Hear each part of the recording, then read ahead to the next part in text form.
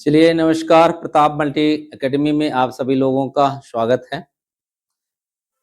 तो आज हम लोग समझेंगे डेरिवेटिव मार्केट किसे कहते हैं। जैसा कि हम लोगों ने देखा कि जब हम स्टॉक मार्केट में काम करते हैं सर, जब हम शेयर में काम करते हैं किसी भी शेयर मार्केट में, तो हमने इसको क्या बांट दिया था, दो पार्ट में। हमने इधर क्या किया था, इन्वेस्टमेंट, और दूसरा हमने क्या बोला था, ट्रेडिंग। तो इन्वेस्टमेंट की परिभाषा को हम लोगों ने समझा और ट्रेडिंग की परिभाषा को हम लोगों ने समझा। ट्रेडिंग क्या होती है, ट्रेडर्स क्या होते हैं, सारी चीजें हम लोगों ने, कितने तरह की ट्रेडिंग हमको करने का अवसर मिलता है। अब इस ट्रेडिंग को भी हम क्या करते हैं, इसी ट्रेडिंग को क्या बोल दिया गया है, डेरिवेटिव मार्केट। क्या बोला गया, डेरिवेटिव मार्केट। तो ये डेरिवेटिव जो होती है, अब बार बार जो शब्द आता है, तो डेरिवेटिव कहते किसे हैं, क्योंकि यही डेरिवेटिव दो पार्ट में बढ़ जाता है। एक होता है फ्यूचर डेरिवेटिव और एक होता है ऑप्शन डेरिवेटिव। एक होता है फ्यूचर, एक ऑप्शन डेरिवेटिव होता है। तो हम तीनों को पहले दोनों को अलग अलग समझेंगे। उसके पहले हम लोग आज समझेंगे कि भाई डेरिवेटिव होता किसे है, डेरिवेटिव कहते किसे हैं। पहले कि डेरिवेटिव होता क्या है, ये किस चिड़िया का नाम डेरिवेटिव है।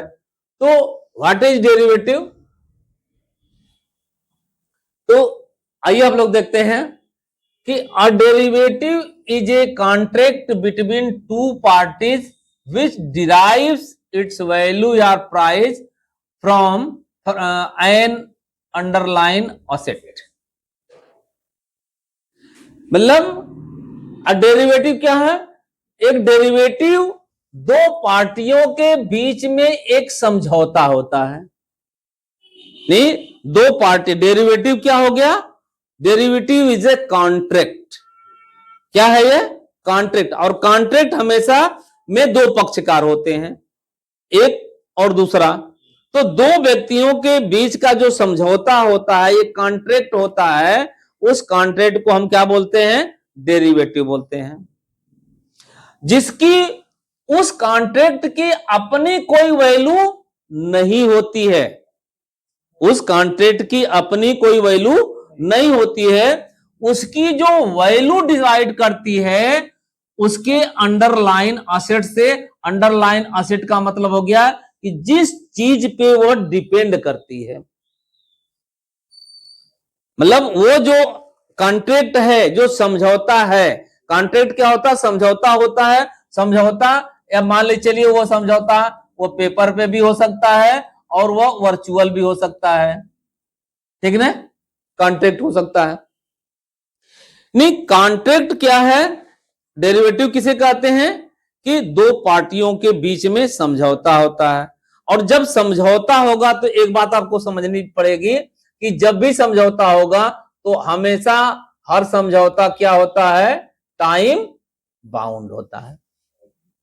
कोई भी कॉन्ट्रैक्ट होता है तो उसके लिए एक लिमिट, दायरा तय किया जाता है, एक समय निर्धारित कर दिया गया होता है, टाइम निर्धारित कर दिया जाता है कि ये आज से लागू होगा और इतने दिनों तक चलेगा।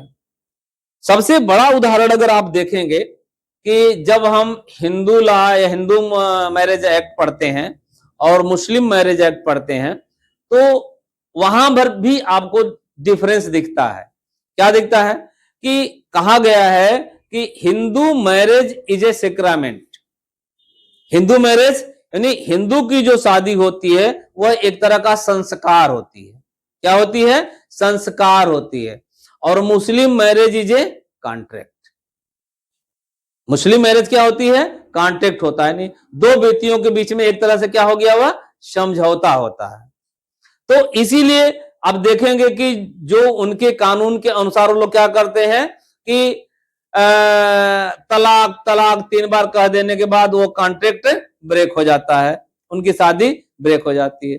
और हिंदू मैरिज में ऐसा नहीं होता है कि एक बार ऐसे कोई कह दे कि भाई हम नहीं रखना चाहते हैं, उसके जेन्युइन रीजन, तमाम अलग अलग चीजें आपको करनी पड़ती है। हालांकि मुस्लिम अब में भी ये चीजें अब कानून बन गया कि आप ऐसे नहीं कर सकते हैं, लेकिन फिर भी आज जब उनके अपने शरीयत का कानून वो लागू करते हैं तो शरीयत के कानून के अनुसार वो आज भी उसी को मानते हैं।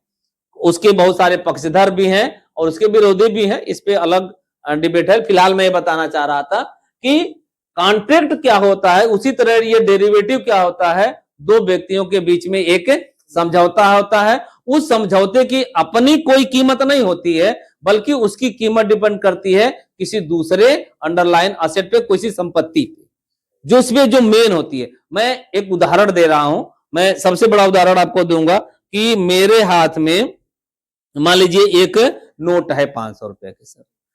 अब ये 500 रुपए के नोट है, तो ये नोट क्या है, यह एक कॉन्ट्रैक्ट है सर। किसके बीच में, ये क्या है, ये किसके बीच में है। ये डेरिवेटिव का मतलब समझने के लिए बेस्ट उदाहरण दे रहा हूं सर। अब ये डेरिवेटिव है, ये जो नोट है, ये रुपया 500 रुपए के नोट, ये क्या है, एक डेरिवेटिव है, एक कॉन्ट्रैक्ट है बिटवीन गवर्नमेंट एंड होल्डर के बीच।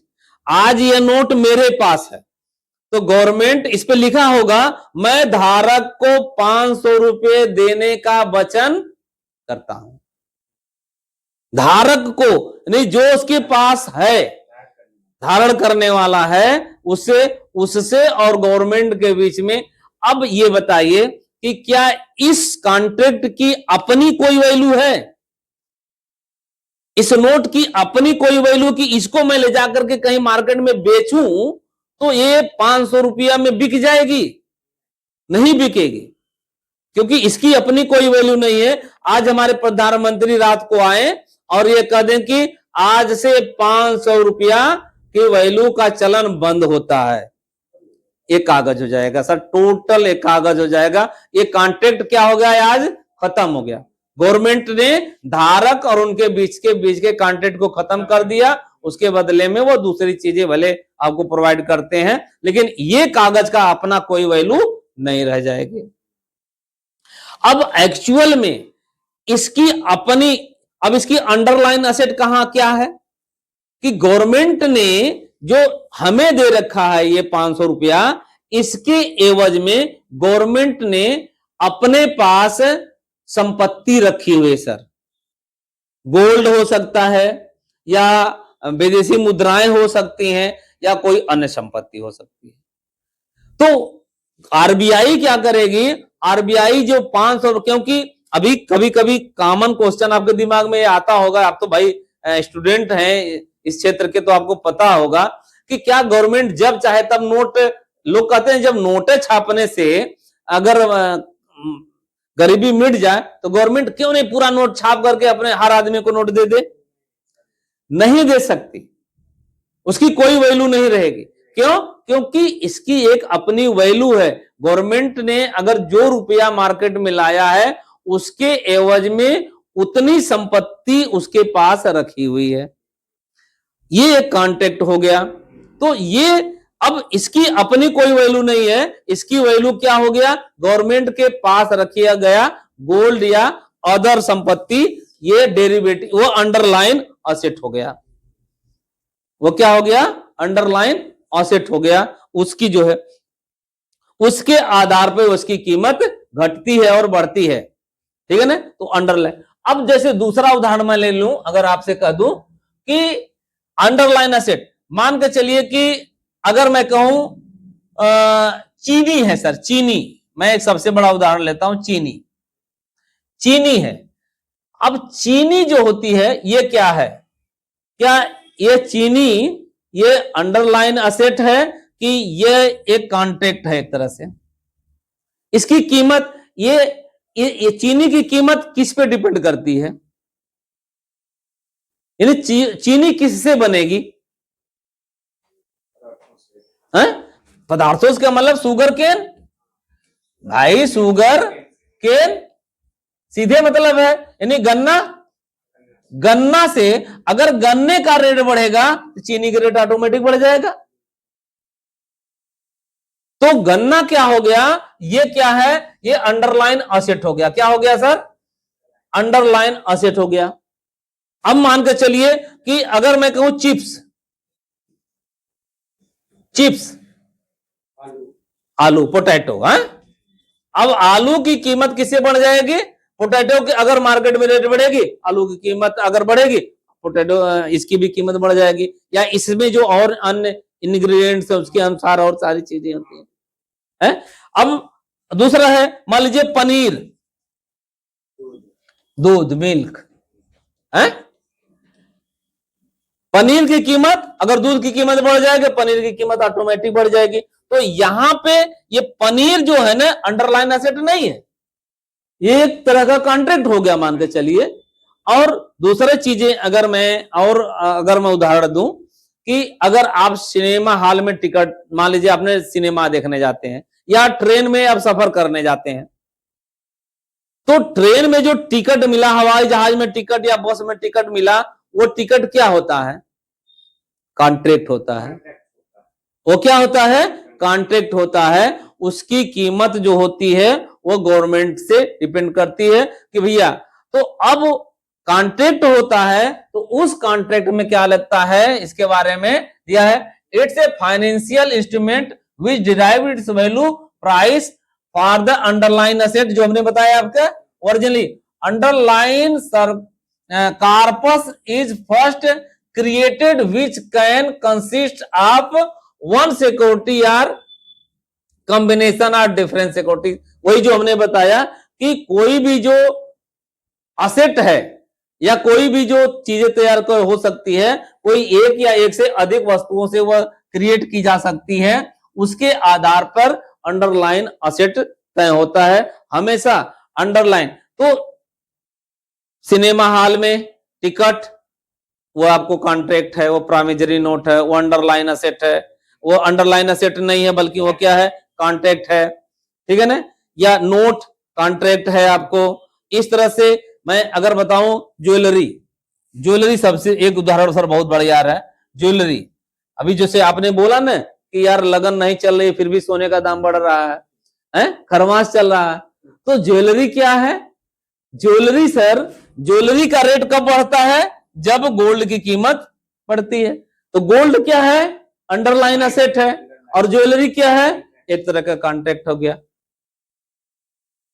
ये डेरिवेटिव्स हो गया। कॉन्ट्रैक्ट का मतलब क्या हो गया? एक डेरिवेटिव हो गया। तो एक डेरिवेटिव है। तो डेरिवेटिव्स हमेशा जो होता है वो दो पार्टियों के बीच में एक कॉन्ट्रैक्ट होता है, जिसकी अपनी कोई कीमत नहीं होती है, उसकी अपनी वैल्यू नहीं होती है, हमेशा उसकी वैल्यू किसी दूसरे चीज पे डिपेंड करती है। उसी तरह से यहां पर भी जब आप मार्केट में काम करेंगे तो यहां पर भी आपको दो तरह की चीजें, ये डेरिवेटिव मार्केट में काम करने का अवसर मिलता है।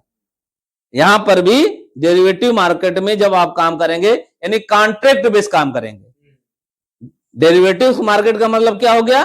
कॉन्ट्रैक्ट बेस्ड काम करेंगे। अब कॉन्ट्रैक्ट में बहुत सारी कंडीशंस होती हैं। पहली बात कंडीशन तो क्या हो जाएगी कि रेट दो पार्टी मिलकर के डिसाइड करते हैं।